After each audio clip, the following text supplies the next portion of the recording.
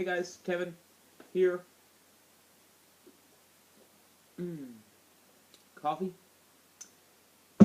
office, house, family, love, God.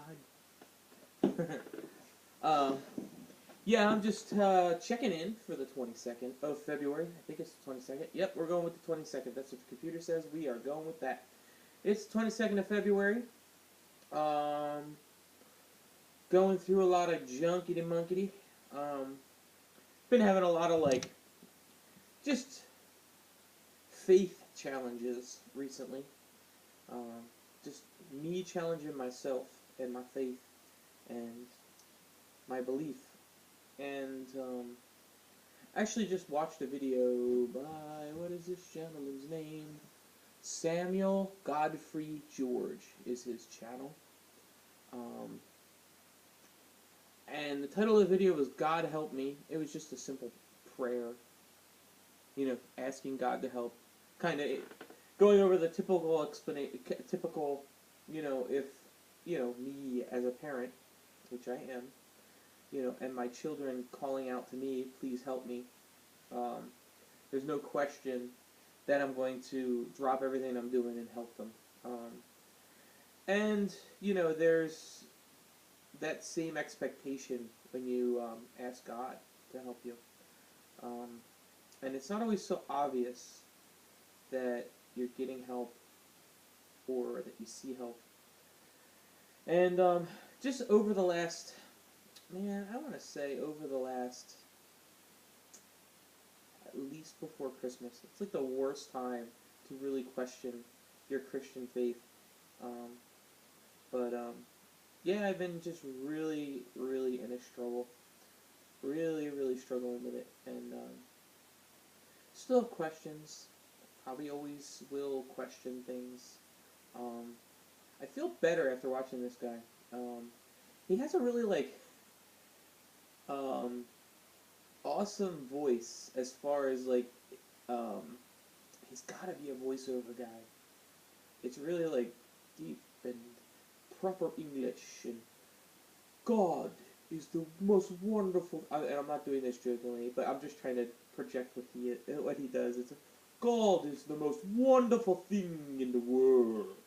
It's all flowy and very articulate. It's actually really good, really good. If you're interested in watching him, I would check him out. Again, his name's Samuel Godfrey George. And I'm just looking at his page now. Glorify your name, God, I trust in you.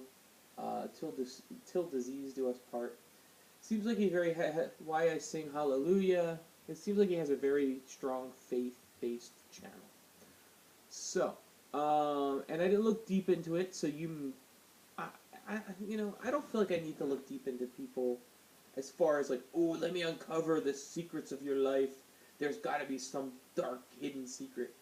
All of us have screwed up. All of us have done things that we're not proud of. All of us have done things that, most people would look at us and be like, man, what's wrong with you? And I'm not somebody to say that I'm perfect. I am far from it. And that's part of Christianity, accepting that you're not perfect, which I've done. And I don't expect anything from anybody. And I think that's been, in a way, some of the things that I've questioned, I think I let other people affect my faith, just sitting here talking about it. I'm allowing other people to kind of mess up my belief. Just things have turned me off as far as the way people treat each other. I don't feel that there's a need to cast out or project people as outcasts because they're doing sin. Because no matter what you're doing is sin. Whether you, look at pornography or you steal a pack of gum from the grocery store, or it's all sin, it's all wrong. You know it's wrong. Deep in your heart when you're doing it, you know it's not right. We all do things at times that aren't right. And it doesn't matter how big or little it is. Um, there's no reason for me to project my thought about something else in a negative way and cast somebody out. I don't think it's right. Um, and I've had run-ins with people that are extremely homophobic, and I don't know how I don't hate anybody. Like I don't understand it. Um, that's how I could say. I don't understand it. What my best friend, um, who actually he actually took his own life, had told us that, he was struggling with being gay, or he came out and had a big struggle with, his family not accepting it, and I don't know that I was shocked or upset, or I didn't like disown him as a friend. He kind of disowned us in a way. Like, he really separated himself from me, and it wasn't anything that I said. I think it was more that he was having struggles with his family that he was living with here. He had his father down in Georgia, or not Georgia, I'm sorry, in Florida, that he ended up moving with, and then he came up and had a visit before he actually took his life, and sounded like everything was going great for him. He was in school. Supposedly, from what he told us, he was doing real well, taking computer courses and learning all this stuff and getting really good grades, and he had gotten his GED, and he was just excelling, and everything was kind of turning around for him. And he was talking about coming back up here, and I don't know what happened. Like, he went back because he had to go back, finish school, do whatever he had to do, tie up loose ends before he could come back up north. And we heard about a couple months later that he had taken his life, and it's hard for me because I'm kind of like a one friend at a time guy. Not that I'm not friends with everybody as a whole, but I really cling on to people, and I just kind of focus on one person at a time. And he was, a good friend for a long amount of time, and it was rough because he kind of had gone away, and it was kind of at the time when I had met my wife, at the time, my girlfriend, and I was, involved with her, and she was taking up a lot of my time. So I guess I didn't really notice that he wasn't around as much because I was focused on her. Um, so it wasn't this big, huge loss. Um, I was upset and bummed and didn't understand why. Still don't understand why. Um, I understand the problems he was having, and I just wish there was a better way for him to solve it. I know he had at one point told me that I wanted to make sure this was recording. At one point, he had told me that when I came along and met him in high school, I was someone who had actually saved his life at some point by befriending him and just being a really good friend to him, because he had tried to take his life with over-the-counter drugs and tried to OD on just prescriptions and stuff. Like, he just raided a medicine cabinet at one point.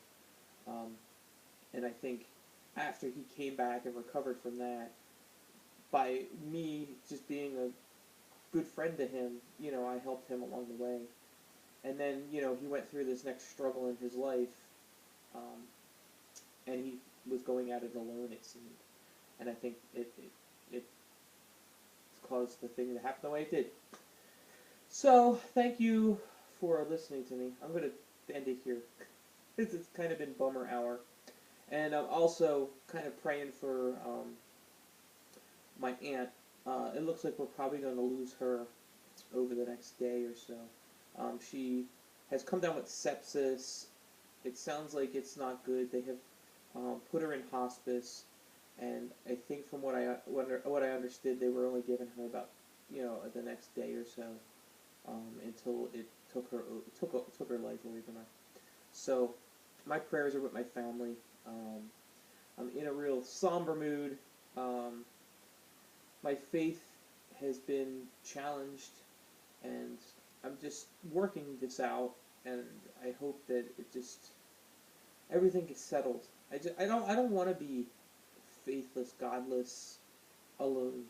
And I'm not alone. Family and people-wise. I just want that knowledge in my heart to be as strong as ever. And I've been beating myself up trying to find my faith again, so to speak. And it's still a work in progress. So, anyway, I hope everybody's doing well. Diet today, let me just go into that. Diet today was decent. I had one kind of little flex cheat this morning for breakfast. No exercise happened today. It was kind of a little bit of a full day. We went to a birthday party and stuff like that. At the birthday party, it was completely on point. They had buffalo wings there, so I just went nuts on those. And otherwise, good to go. I hope everybody's doing well. I hope nobody else is running on as empty as I am. I'm just trying to fill up, my heart. So everybody, have a great one. God bless. Love you all. Thank you for watching. And I will talk to you later. Goodbye.